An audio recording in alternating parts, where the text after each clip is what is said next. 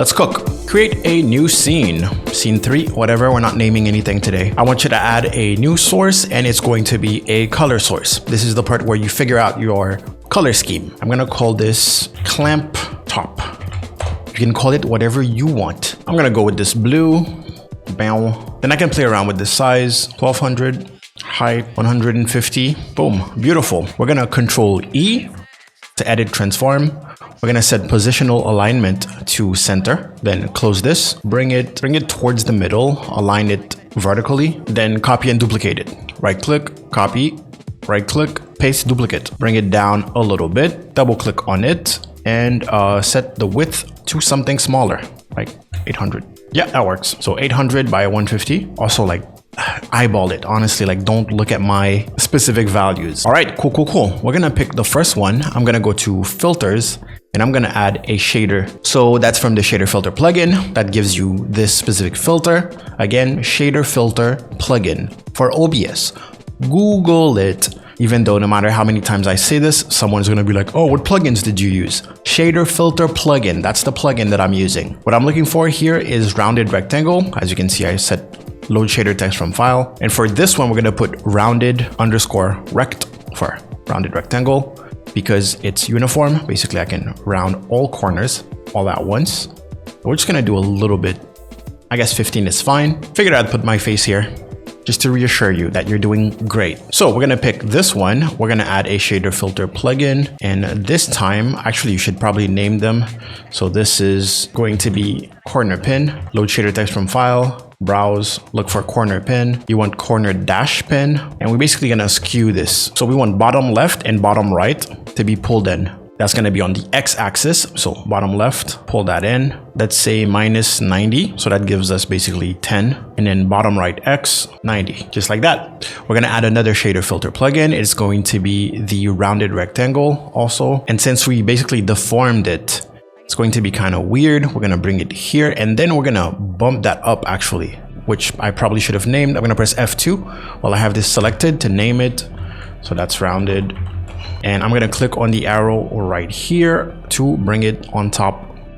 There you go. So we should have a better rounding option. And we're just gonna see the bottom, so top doesn't really matter. So just eyeball the bottom part. There you go. What you can do now is group them. So I'm gonna hold shift, click on both of them, right click, group selected items. It's gonna tell me to put a name. I'm gonna call it top clamp. Okay, now we just need to create the quote unquote negative of that. So I'm gonna select this one. Oops, didn't mean to double click. I'm gonna copy, paste, duplicate. I'm gonna collapse this group so it doesn't distract us. I'm gonna set it here and we're basically gonna take a good look at it. Now what I need is a shape that cuts right about here where that rounded part starts. So I'm actually gonna press Ctrl E and change that positional alignment. I want it to be center left. So that little point is basically our anchor point. Any modification that we make is going to align with that. Now, what type of modification? For example, if I change the width, it should basically keep that point anchored and then move everything else. Now, half of this would be 600. So I'm guessing we're probably around 200 or something like that. Let me delete this and put boom, 200. And as you can see, well, as predicted, it's working.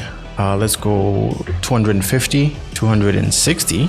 260 by 150 should do it. And since we copied it, it already has the rounded rectangle shader, which we're gonna rename. Make sure everything is clear. Rounded, boom. And now we're gonna add a corner pin.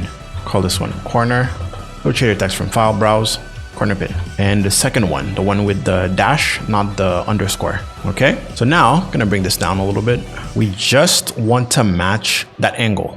That's it. So top right, position X is what we want. And we remember that it was 10%, right? So if I do 90 and move it around, does it match? Not really, since it doesn't have the exact same size, right? The width and height of this is pretty different, mostly the width though.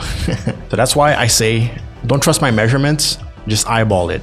So I'm gonna place it in that corner and then I'm gonna eyeball. Yep, that looks good. If I drag it down a little bit, it's not perfect, but it will do. Now I actually want them to be perfectly on top of each other like this. So this is going to be the final position, and that is exactly what I want to see. So that's really good. Now we're gonna duplicate this, copy, paste, duplicate, and I'm gonna right click, transform, flip horizontal, basically flip it the other side. And now I can place this right there. I'm hovering above the top one here so I can see the outline, so I can line it up a little bit better. Doesn't have to be perfect, this is OBS Studio. Then finally we want one that goes all the way across. I'm gonna copy that top one, the first one basically. Copy, paste, duplicate. There's a lot of that. You can play with the arrows to position them perfectly. Yep, that looks good. Actually, I should have Control E before. And for this one, positional alignment, I want it to be center bottom or bottom center. Gonna move it a little bit, but that's fine. We're gonna have to place it again. Now, the reason why we put it center bottom is because we're gonna change the height. So double click on it and play around with the height until it matches what you want. 75 seems to do it. You can see we have a little bit of misalignment with the two little parts that we put there, so we can move them. I'm just gonna tap once, 2 taps. There you go, clean, boom, 3 taps, boom. I don't really like the corners of the top clamp here, so I'm gonna change them a little bit. Reduce that. See what that looks like. Ooh. I know it creates like a square gap here, but we're not gonna push it too much. This is still OBS Studio. All right, everything that we put at the bottom here, we're gonna group that up. And we're gonna call that bot clamp for bottom clamp. Now we kind of need another one for the background because it's going to open up. So I'm gonna collapse those groups and look at that. We have 2 neat little groups. We're gonna add a new color source, call it clamp back. And for this one, we're gonna stay consistent with the color scheme. I'm gonna go with purple like that. Boom. I'm gonna Control E, positional alignment center. I'm doing this just by reflex. I'm not sure if we're gonna need it to be that like that. Double click on it, play around with the size. We know that the maximum size is 1200, but I kind of want it to be slightly smaller. So 1150, maybe a little bit bigger. 70, that works. I'm gonna place it there. Height, so we had a 150 plus 150, but I might set it to the final position. Instead of 300, maybe let's try 600. Let's go with 700. I feel comfortable with 700. Now, things are not centered vertically, so I'm gonna select everything and I'm gonna try to center them. There you go. Now they're centered on both axes. Nice. We want clap back. Why is it called clap back? Clamp back. Let me change that. F2 to change names after clicking on the source. There you go. And put that in the back. Of course, we're gonna animate this, and the way we're gonna animate it is by using the move plugin, or move transition plugin, if you will. For those, we're just gonna have to move the groups up and down. And for the back, we're actually gonna use the crop factor. So hold Alt on your keyboard and drag the sides to crop. Aligning it in the center actually really helps. There you go. You can just do this and do that, and that's it. So this is gonna be like the initial position, and then it's gonna go up, and hopefully it follows like that. So let's set everything to their initial position, and let's cook. I'm gonna right click on the scene, and I'm gonna go to filters. So this is where we're gonna use the move plugin. What plugin are you using? The move plugin for OBS Studio. Type move plugin and open. I know you can type it because you type it in my comment section. So it gives you multiple filters. The one we're looking for is move source. We're gonna add one, and we need to name them to keep track, you know. I'm gonna start with the background since we kind of want the other ones to align to it. So let's go with back init. We're not British. This is just the initial position. Source, we want clamp back to be selected. You don't have to click get transform, but I like to do it just to be sure. Let's add another move source, top init. Now we want top clamp to be selected, and redundancy. Plus, you should get the point now, but yeah, another move source. This one's gonna be bot init, okay? The one we're gonna pick is bot clamp and get transform. Cool. Cool. I'm gonna duplicate those. So back init is going to be back open. It's when the whole thing is open. And if we want, we can already open it. I'm gonna hold Alt on my keyboard to uncrop. Wow, just like that. And I'm gonna click get transform. Nice. Now let's go to top init, duplicate it, call it top open, And I'm gonna select the top and I'm gonna click and drag it up. Now the distance is probably gonna determine just how fast it gets there, but we can play around with the milliseconds to cheat it a little bit. Nice. So top open. Let's get transform that. Wow. Now bot init, duplicate that. Bot open. And guess what we're gonna do? Move that bot. Come on, move that bot. If you wanna make sure you don't swing left and right, just pay attention to what you have here, 358. So even if I do this, as long as I bring it back to 358, just like that. Also, it was horizontally centered, so it snaps. And boom, bot open. Now we're gonna get transform. Wow, pretty nice. Now what we can do is basically fuse a couple of animations together. For example, top and bottom. Let's tell them, hey, do those things simultaneously. When I wanna reset, do the whole thing. When I wanna open, do the whole thing. So the way we do that is by going to back init, scrolling all the way down and going to simultaneous move. So every time back init is triggered, I would like for top init to be triggered. And when top init is triggered, I would like for bot init to be triggered. All right. Now, when I go to back open at the same time, I want top open simultaneous move. And when top open is triggered, I want bot open. Okay, so this is the part where we're gonna test it and we're gonna see how the top and bottom moves if it goes, faster than that crop is going on the backside, right? And if it is, we can adjust it a little bit. But also we're gonna figure out the timing on everything. So I'm gonna click on back in. Why am I saying it like that? I'm gonna click on back init. Ooh, and then back open. Bruh, this works way better than I anticipated. What the heck? Why does this work so well? Okay. Spoop. Swamp. Spoop. Let's do it. Let's play around with some text. Now, text is just going to be on top of the background. When it opens, the text is going to show. You can put whatever you want. You can put a browser source in there, like for alerts. You can also make it like a follow age thing. I don't know. You can do whatever you want. All right, let's go ahead and add some text. So you click plus to add a new source, click text. Text GDI is fine. All right, let's pretend this is like a username. Well, we don't have to pretend, it's probably a username. Select your favorite font. I don't know if I want to keep it white, probably the best idea. I'm gonna put it on top of clamp back in the order, because order of appearance and all that. I'm going to maybe Control E and set it to center, just in case. Then I'm gonna scale it down. Nice. Now, in case you want to use this as an alert or a follow edge or whatever, what you can do is press Control E and set the bounding box type. This is how you keep things from going out of a certain boundary. Like right now, I can see that the size of this is 900 by 150, right? So if I set bounding box type to scale to width, for example, it means that no matter how big the thing is, it's going to reach the width and it's not going to go past the width, right? Since it's text, it's always going to be wider than taller. Or you can just set it to maximum size only. Play around with those things. All right. So of course, now it doesn't know the actual width anymore. But if we scale it, it's actually moving the bounding box size. So now you can basically manually set, hey, this is where I want my text to be. Kind of like a text box in, I don't know, Microsoft Word or a note-taking app. I'm just realizing that something is not centered horizontally, and I think it's my background. But hey, too late for that now.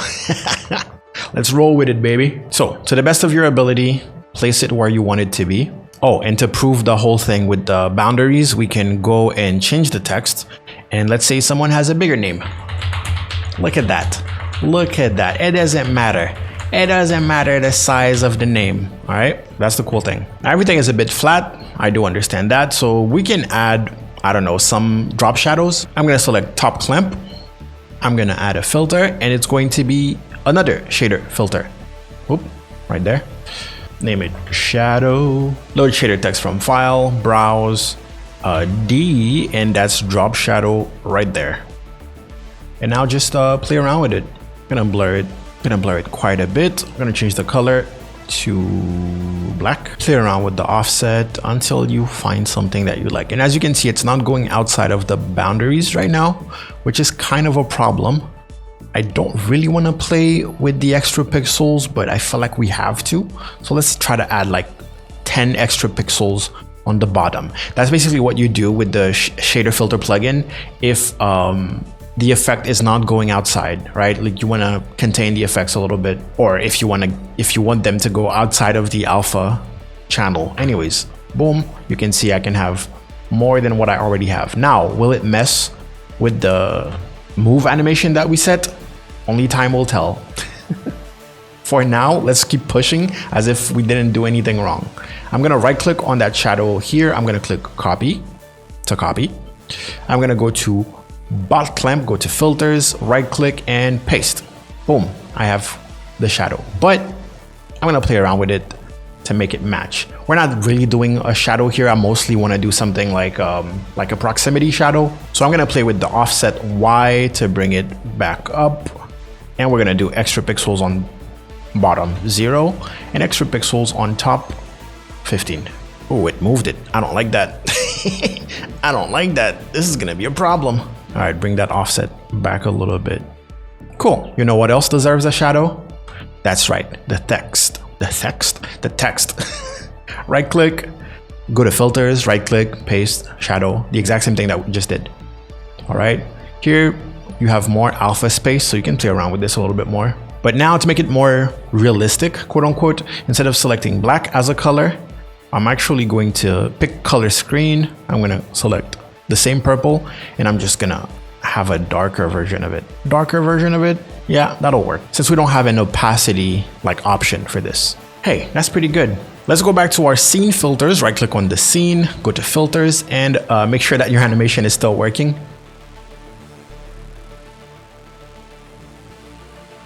Ooh, it definitely moved a little bit. And what if it's open? Open is fine. It's just here that it moved a little bit. So I'm going to make sure I select top init, move the top clamp just a little bit. And I'm gonna go back to my get transform, go to my bottom clamp init and move my bottom clamp a little bit and then get transform. I'm wondering, oh my God, I could do this in After Effects. Cool. I'm glad you have After Effects. Oh, I can do this in Sony Vegas or DaVinci. I'm glad you have all that. I also have all that, but I make tutorials for people who use OBS. So now we can tell that the text is behind. If you want to turn it off basically, and then during the animation, turn it on, that's something that we can do. So go ahead and turn off the visibility here. Go to your scene filter, right click on the scene, go to filters, and we're gonna create another move, source, and we're gonna call this one text. Oops, text. Click get transform out of paranoia. And we're gonna say that, what do we have? Back open, triggers, top open, triggers, bot open. I kind of want you to trigger the text, okay? Now we're gonna tell it, hey, under visibility and order, when you are triggered, just show yourself, lol, show at the start of movement, just like that. So now if I click back open, hey, yo, wait, I forgot to select the text. Okay, we're good, we're chilling. Go back to text here, and then you want to select text. You want to make sure you select text. Oh God, that scared me a little bit. Now back open. Nice, okay, except it's not turning the text on. Visibility, no change. Okay, did I set the visibility to the wrong thing? I definitely did. Yep, that was bot open. No change. Okay, text. The visibility is the text, okay? Try the start of movement. There you go. So, initial, and now, bow. Oh, beautiful. So beautiful. Now, if you want the text to do some cool stuff what have I done? If you want the text to do some cool stuff while it's showing up, you can right click on the text, go to show transition. You can make it fade, you can make it just swipe, you can make it slide. I like to use Luma Wipe. Personally, there's a bunch of them. You can make it, do this cool stuff. Fractal is one that's also pretty cool. Text could do that. There's one called Sinus 9, which is my favorite. Whoa, look at that. The text could be doing this. Now if I turn it off, go back to the filters, initialize everything, turn everything on. Yeah, that kind of looks awful, not gonna lie. Right click, show transition, make it go faster. 500 milliseconds. Cool, but we also don't have anything to turn it off. Okay, so I'm gonna duplicate that text, and this is basically gonna be our text in it. I'm gonna scroll down and tell it, hey, stop. Hide at the start of movement. And then I'm gonna go to bot init, and I'm gonna tell it, hey, tell that text to stop existing when I close you, like this. But it does it a little too early. So in text init, I'm gonna go to start delay, and hopefully we can find 500 milliseconds. We're gonna test.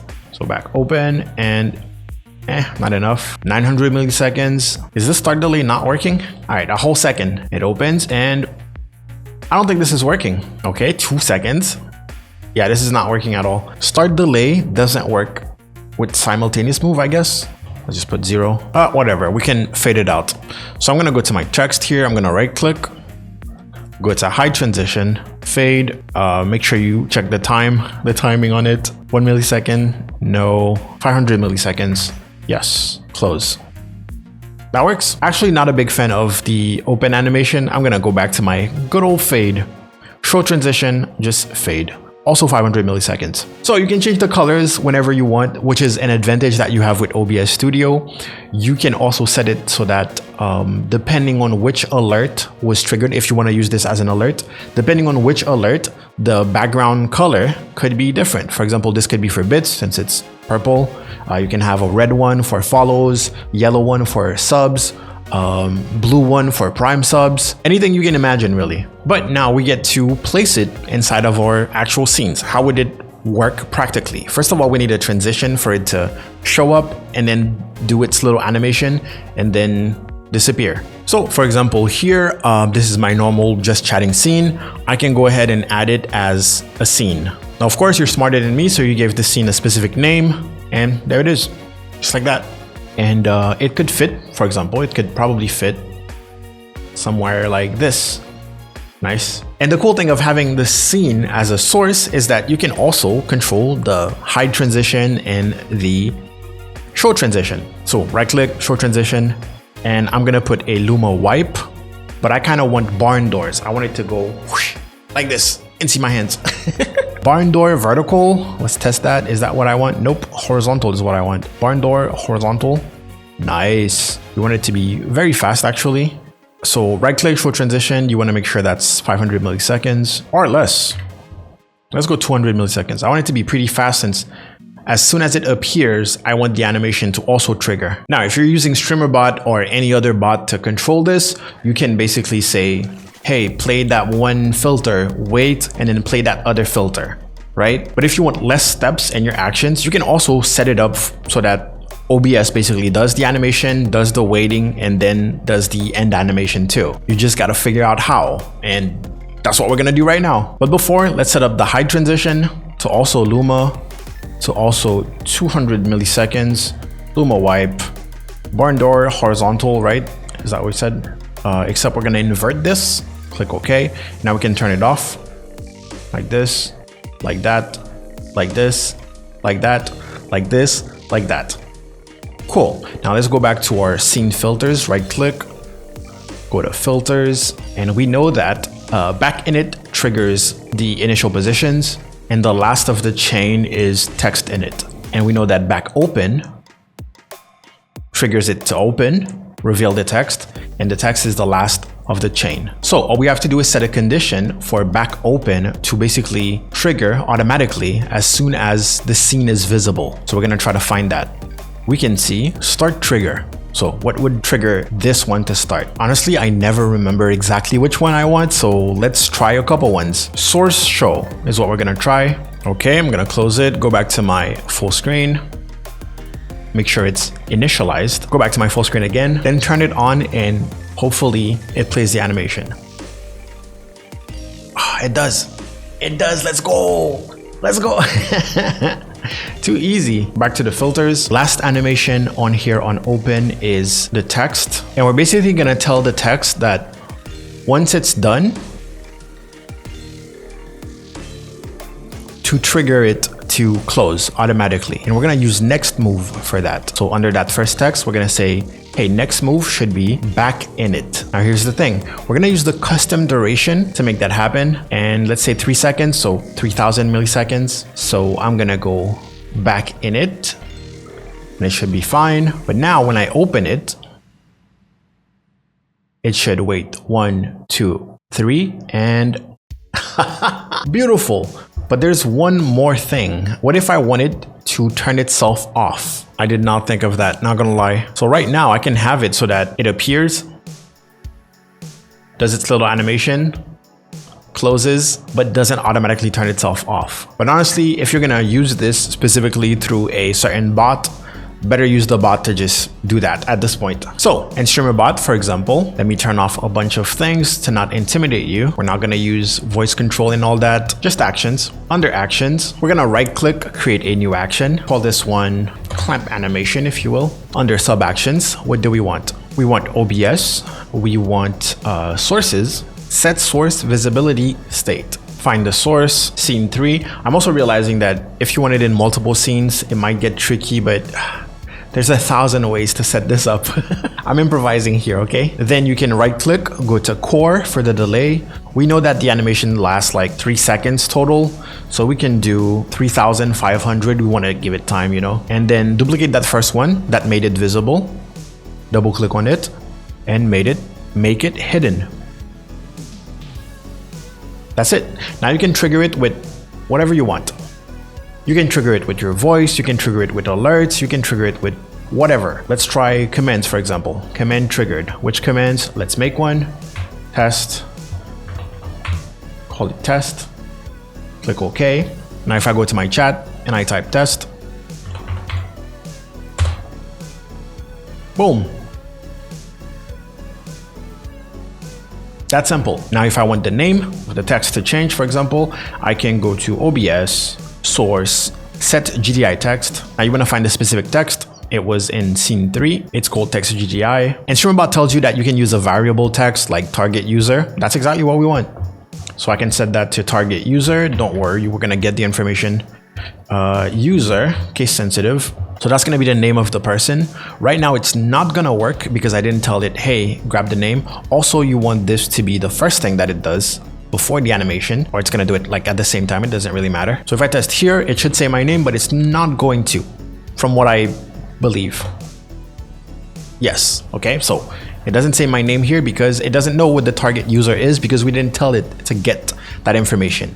So now we're going to go back and if I can remember, oh yeah, Twitch, right click, Twitch user and get user info for target. And the source type is not the broadcaster, it's the user.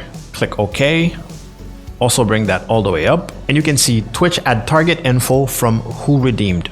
So whoever redeemed whatever it is, even if it's like an alert, a channel point reward, it should now work. Just like that. And you see how it adapted the size? Pretty cool, huh? Now, as usual, this is not like how it needs to look. You can always add more filters to the whole scene if you want, to specific. I like adding some shaders. Did I crash? No way. Oh, no, we're good. Okay, cool. I just thought that would be cool to have like a bevel / emboss thing. Going on, let's add another one. Chroma UV distortion. Play around with all this. VCR, sorry. Oh, ripple is also pretty cool. Look at that.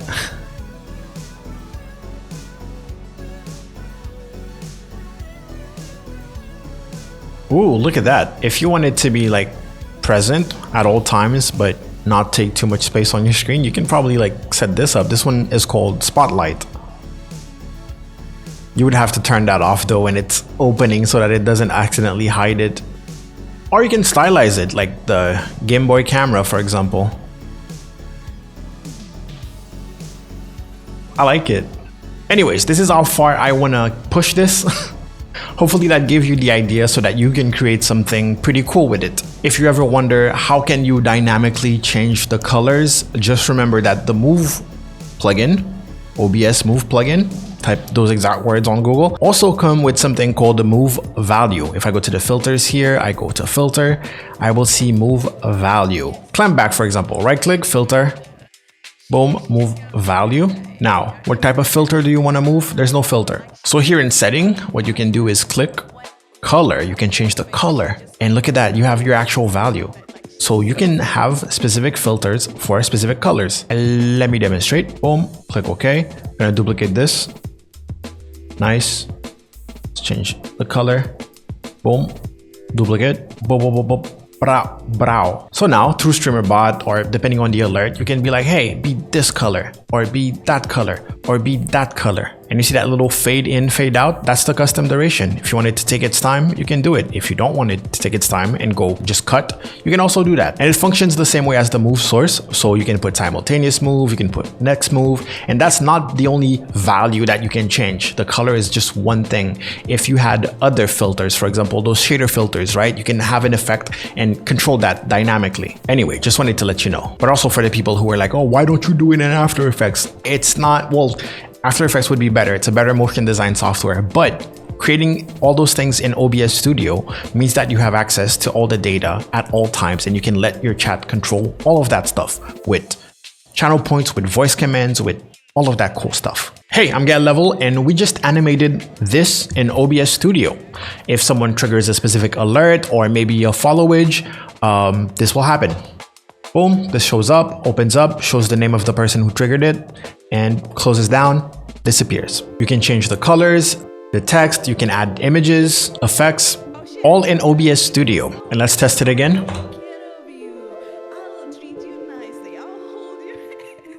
Not bad. Not bad. Follow me on Twitch.